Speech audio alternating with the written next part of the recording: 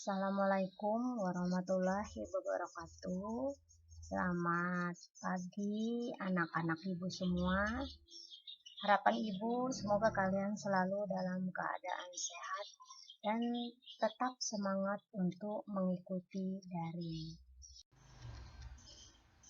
Baiklah anak-anak ibu semua, pada hari ini kita akan melanjutkan materi berikutnya yaitu bab 6 yang berjudul bersikap perspektif dengan kritik dan esai. Silakan kalian siapkan buku catatannya masing-masing dan salin poin-poin penting yang sudah ibu rangkum dalam PDF yang ada dalam materi ini.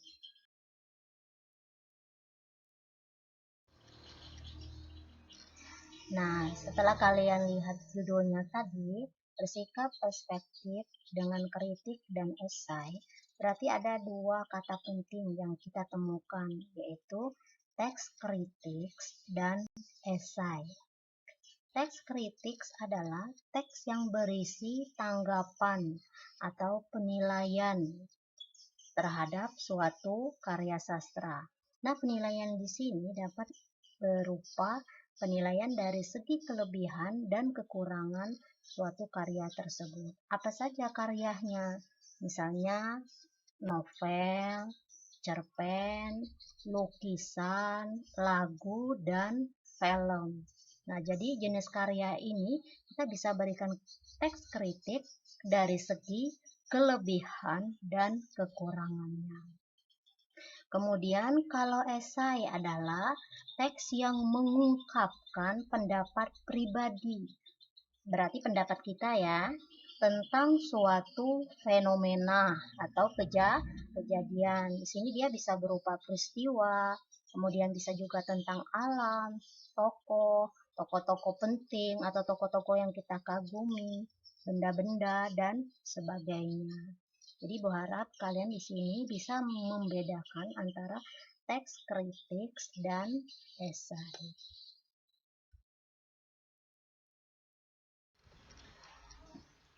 Baiklah, selanjutnya materi kita lanjutkan dengan perbandingan, atau di sini kita akan membuat perbandingan antara teks kritik dan esai.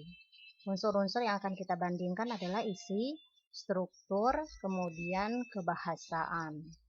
Nah, kalau teks kritik, isinya ini dia membahas tentang kelebihan dan kekurangan suatu karya sastra. Misalnya novel, cerpen, ya, film juga bisa. Kita ambil poinnya yang mana yang mau kita berikan kritik. Kemudian kalau teks kritik dia lebih bersifat objektif. Jadi dia pendapatnya itu diambil secara umum berdasarkan dari teori, pendapat, dan fakta-fakta yang ada. Kemudian strukturnya. Strukturnya ini ya kita ambil dari karya yang akan kita berikan penilaian. Identitas karya, misalnya judulnya, judul novel itu apa, penulisnya siapa, dia berapa halaman, nah, itu identitas karya. Kemudian sinopsis, cerita secara singkat dari novel yang kita angkat untuk diberikan penilaian. Kemudian pendapat-pendapat. Nah, pendapat-pendapat ini ya bisa berupa kelebihan dan kekurangannya. Deskripsi manfaat, apa ada yang bisa kita ambil dari manfaat atau kegunaan dari kelebihan karya tersebut.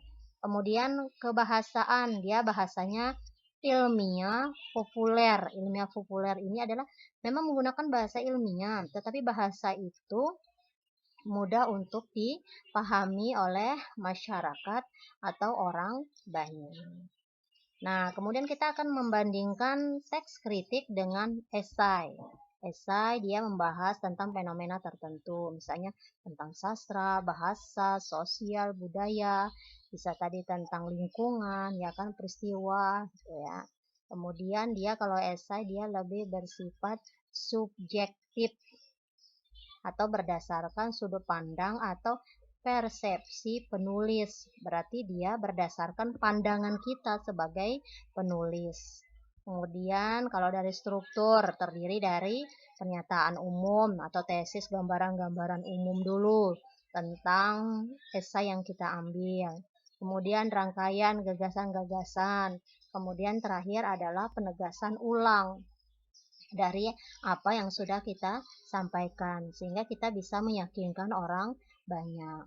Kalau kebahasaan dia sama, teks kritik dan esai, dia menggunakan bahasa ilmiah populer, bahasa yang mudah dipahami oleh orang banyak. Mudah-mudahan apa yang Ibu sampaikan kalian bisa pahami.